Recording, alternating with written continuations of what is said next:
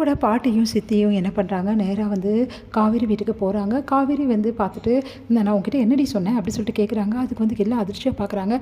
விஜய் வாழ்க்கையிலேருந்து போயிடுன்னு சொன்னேன்னா இல்லையா, அது வந்து அப்படி சொல்லிட்டு காவேரி பார்க்குறாங்க. எதுக்கு தேவையில்லாமல் காவேரி மிரட்டுறீங்க, உங்களுக்கு என்ன தான் வேணும், ஏன் இப்படி வந்து பிரச்சனை பண்ணுறீங்க அப்படி சொல்லிட்டு காவேரி அவங்க அம்மா கேட்குறாங்க.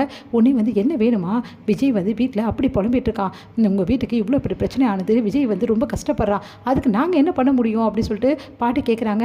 நீங்கள் என்ன பண்ண முடியுமா, விஜய் வாழ்க்கையில் காவேரியை ஒரே நடியை ஒதுங்க சொல்லிட்டேனே, அவள் ஒதுங்காமல் இருக்கிறதால தானே காவேரி பற்றி அவன் கவலைப்பட்டு இருக்கான், பொண்டாட்டிட்டு நினப்பில் தானே எல்லாம் பண்ணிட்டு இருக்கான். இப்போது பிரச்சனை பெருசாகிடுச்சு. இப்போ மறுபடியும் வந்து அந்த பசுபதி கூட விஜய் பிரச்சனை பண்ண மாட்டான்னு என்ன நிச்சயம், அதனால் ஒழுங்காக காவேரிக்கு வந்து விவாகரத்து கொடுத்துருங்க, அதுதான் நல்லது, காவேரியும் விஜயும் பிரிஞ்சிருக்கணும், எங்களுக்கு அதுதான் முக்கியம் அப்படின்ற மாதிரி சொல்கிறாங்க. ஏங்க நாங்கள் தான் வந்து பிரிஞ்சிருக்க சம்மதிச்சிட்டோமே, எந்த பிரச்சனையும் இல்லை, காவேரி ஒதுக்கிட்டாலே அப்புறம் ஏங்க பிரச்சனை பண்ணிட்டு இருக்கீங்க வந்து அப்படின்னு சொல்லிட்டு சாரதா கேட்குறாங்க. இங்கே பாருங்கள், நாங்கள் உங்களை எந்த தொல்லையும் கொடுக்க நான் வரல, நாங்கள் முக்கியமான வேலையாக தான் வந்தோம், இந்தாங்க டைவர்ஸ் பேப்பர், இந்த பேப்பரில் காவேரியை சைன் பண்ண சொல்லுங்கள், அதே மாதிரி விஜயும் கிட்டேயும் நாங்கள் சைன் வாங்கிடுவோம், அதுக்கப்புறம் 2 பேரும் மியூச்சுவலாக பிரிஞ்சிடலாம் அப்படின்னு ராதா சொல்கிறாங்க. அதை கேட்டு எல்லாம் அதிர்ச்சி அடைகிறாங்க. காவேரி வந்து டைவர்ஸா அப்படின்னு சொல்கிறாங்க. உன்னை யமுனா வந்து என்னது டைவர்ஸா, என்னையும் எப்படி சொல்கிறாங்க அப்படின்னு சொல்லிட்டு அப்படியே பார்க்குறாங்க. உன்னை நிவின் வந்து ஏங்க நீங்கள் பேசுறது கொஞ்சம் கூட சரி இருக்கா, இந்த விஷயம் விஜய்க்கு தெரியுமா அப்படின்னு சொல்லிட்டு நிவின் கேட்குறாரு. ஏன் தம்பி, விஜய்க்கு தெரிஞ்சானா தெரியலண்ணா, அதெல்லாம் நாங்கள் பார்த்துக்குறோம், நீங்கள் இந்த பேப்பரில் உங்கள் பொண்ணு சைன் பண்ண சொல்லுங்கள் அப்படின்றாங்க.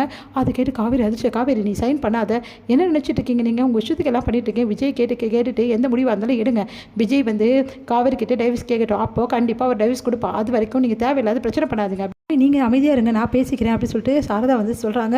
இங்கே பாருங்கள், நீங்கள் பண்ணுறது கொஞ்சம் கூட சரியில்லைங்க, நீங்கள் கொடுத்துட்டு போங்க, நான் என் பொடிக்கிட்ட சைன் வாங்கி வைக்கணும், அவ்வளோதானே, நான் வாங்கி வைக்கிறேன், போதுமா, கையெழுத்து வாங்கி வைக்கிறேன், அது வரைக்கும் நீங்கள் திடீர்னு எடுத்து கையெழுத்துக்கு போடுங்கன்னா அவள் எப்படி போடுவா, கொஞ்சமாவது அவளுக்கு டைம் கொடுக்க வேணாவா அப்படின்னு உடனே அதிர்ச்சியாக பார்க்குறாங்க. சரி, நான் உங்களுக்கு ஒரு 2 நாள் டைம் கொடுக்குறேன், அதுக்குள்ளேயும் காவேரியை வந்து கையெழுத்து போட்டு வைக்க சொல்லுங்கள், நாங்கள் என் பையன்கிட்ட எங்கள் எப்படி கையெழுத்து வாங்கணும், எங்கள் வீட்டு பையன்கிட்ட எப்படி கையெழுத்து வாங்கணும் எங்களுக்கு நல்லா தெரியும் அப்படின்னு சொல்லிட்டு போகிறாங்க. அது கேட்டு அதிர்ச்சிடுறாங்க. காவேரி வீட்டில் என்ன பண்ணுறதுன்னு தெரியாமல், இங்கே பாருங்க அத்தை, இதெல்லாம் கொஞ்சம் கூட சரியில்லை, விஜய்க்கு தெரியாமல் தான் இவங்க வந்திருக்கணும், அதனால் அப்படின்னு இங்கே பாருங்கள் தம்பி, தேவையில்லாத பிரச்சனை இல்லை, எதுக்கு நம்ம பொண்ணு பிரிய போகிறான்னு முடிவு எடுத்துட்டோம், இதுக்கப்புறம் டைவர்ஸ் பண்ணுறது நல்லது தானே நம்மளுக்கும், அதனால் இங்கே பாருடி, பத்திரத்தில் சைன் பண்ணி வை, நான் புரியுதா அப்படி சொல்லிட்டு போகிறாங்க அவங்க அம்மா. அதிர்ச்சி அடைகிறாங்க காவேரி. இங்கே வந்து என்ன பண்ணுறாங்க, யமுனா இது எல்லாத்தையும் கேட்டுட்ருக்காங்க. ஓ, கையெழுத்து போட போறியா, கையெழுத்து போட்டுட்டு விஜய் வந்து கட் பண்ணி விட்டுட்டு என் புருஷன் கூட சேரலான்னு முடிவு பண்ணிட்டியா, அதுக்காக தான் நீ அமைதியாக இருக்கியா, இல்லைன்னா இந்நேரம் விஜய் கூட நான் ஏன் வந்து சேரக்கூடாது, ஏன் புருஷன் விஜய் அப்படின்னு சொல்லிட்டு நீங்கள் அவங்ககிட்ட பிரச்சனை பண்ணியிருக்கணும்ல, நீ பிரச்சனை பண்ணல காவேரி, அதுக்கு காரணம் என்ன, என் புருஷன் கூட சேர தானே இதெல்லாம் பண்ணிகிட்டு இருக்க, விட மாட்டேடி, என் புருஷன் கூட உன்னை சேர விட மாட்டேன் அப்படின்னு சொல்லிட்டு செம்ம டென்ஷனாக வந்து அங்கேருந்து வந்து யமுனா போகிறாங்க. யமுனா எங்கே போகிற அப்படின்னு, இல்லை நோட்ஸ் கொஞ்சம் வாங்கணும், அது வாங்காமல் வந்துட்டேன் ஃப்ரெண்டு கிட்ட, அதை வாங்கிட்டு வரேன் அப்படின்னு சொல்லிட்டு போகிறாங்க. போயிட்டு இங்கே விஜய் வர வைக்கிறாங்க.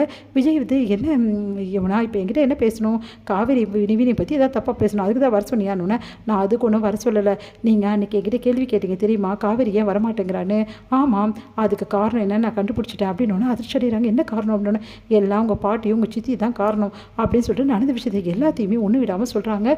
இவ்வளோ நடந்திருக்கா, ஏன் என்கிட்ட காவேரி இதெல்லாம் சொல்ல, எப்படி சொல்வா, காவேரியை சொல்ல வேணாம்னு அவங்க சொல்லிட்டாங்க, அது மட்டும் கிடையாது எங்கள் வீட்லேயும் சொல்ல வேணாம்னு சொல்லிட்டாங்க, எங்களுக்குள்ளே பிரச்சனை வரும், அதனால் போட்டு கொடுக்காதீங்கன்னு சொல்லிட்டாங்க, அதனால தான் யாரும் உங்ககிட்ட சொல்லலை, இந்த விஷயத்தை நான் தான் சொன்னேன்னு சொல்லிட்டு தயவுசெய்து சொல்லிடாதீங்க அப்படின்றாங்க. யாவது காவேரி கூட ஒன்றா சேர்ந்து வாழ பாருங்க அப்படி சொல்லிட்டு போகிறாங்க.